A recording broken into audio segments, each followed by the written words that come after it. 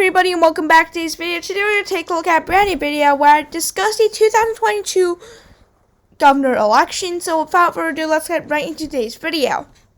Now for safe Democratic states, I think this is going to amount to about 10 safe Democratic states that are either not up for re-election or safe for the Democrats. You do see that states like Vermont, Rhode Island, Connecticut, they're left out because I do believe they will be more competitive.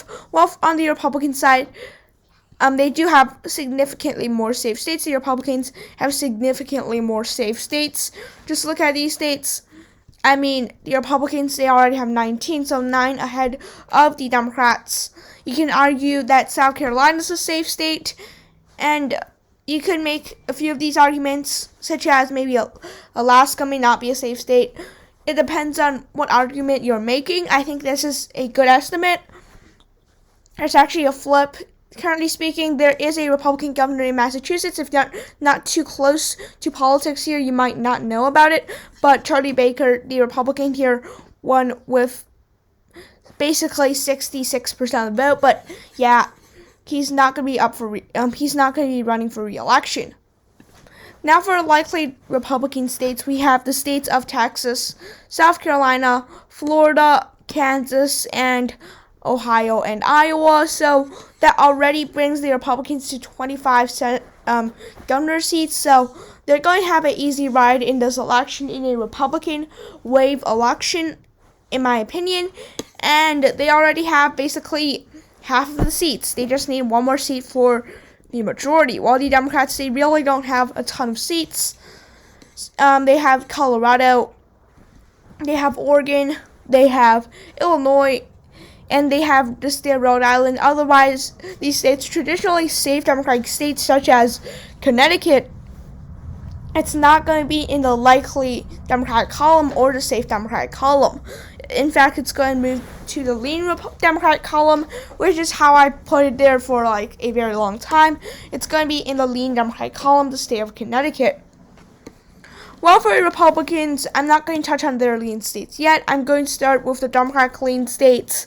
And just look at this map. I hesitate to actually see any lean Democratic states, really, so I'm going to have to deal with the Republican states, and spoiler alert, they are going to win the majority. First of all, in the state of Wisconsin, this is probably one of the most likely flips outside of Kansas for the Republicans.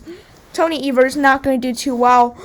His restrictions and all of that stuff is going to come and bite him. There's also Arizona with Kari Lake. Kari Lake is a little bit more Trumpian. Again, this is going to be a contested election. That being said, it's not going to be super close. It's going to be maybe 3-4 points, maybe a little bit more. But the Republican there actually won by, I believe, 15 points. Doug Ducey won by 15 points, won Maricopa by 14, almost won Pima, so very well performance for him. Not going to do so well this time around 2022 for the Republican nominee, probably Kari Lake. But yeah, it's going to be a lean state. I also think Georgia's going to be a lean state. Stacey Abrams, she's going to have good turnout, but in 2022, it's not her year. And really, rural voters will be energized to vote against her, not for her. Alright, so,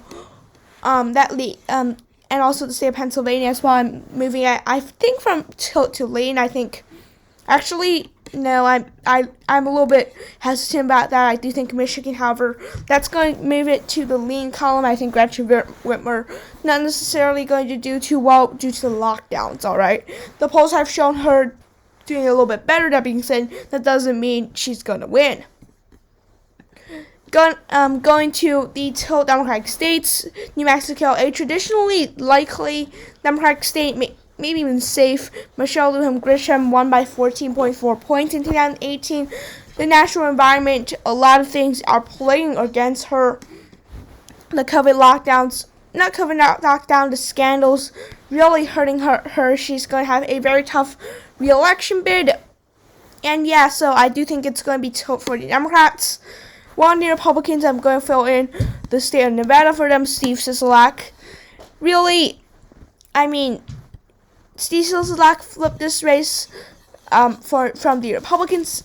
Actually, a Republican won Nevada with like 65% of the vote. That being said,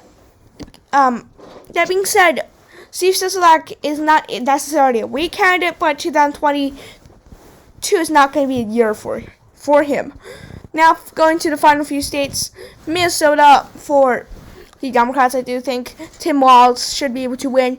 He won last time by over 10 points, but that being said, Amy Klobuchar on the same ballot won by a safe margin. So, yeah, I think Tim Walz would suffer possibly losing his seat, but as of right now, I just don't see that. Well, on the Republican side, let me see. So, that will be the state of Pennsylvania. I think it's quite interesting here that numbers do not add up to 50. I don't know what's missing here. And the Democrat and the Republican numbers, again, don't add up to 50. I don't know what's the problem of this map, but yeah.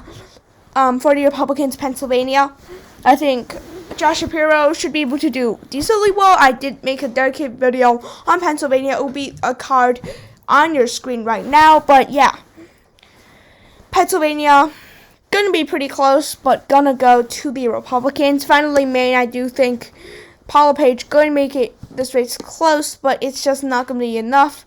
Janet Mills won last time by 7 points. It was actually a flip.